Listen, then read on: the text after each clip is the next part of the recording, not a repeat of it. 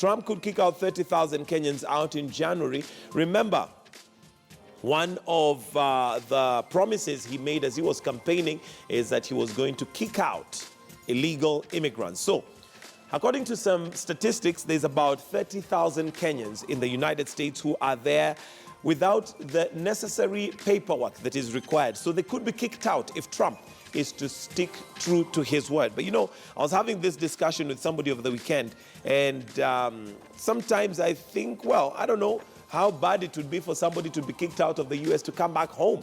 After all, don't we say east or west, home is best? Unless somebody, of course, is away on some kind of other thing other than just not political, rather than financial immigration and economic immigration. But if it is just about economic immigration, if they're kicked out, east or west, home is best. So if it happens, guys, welcome home. And that's where we wind up our newspaper review this morning. Do stay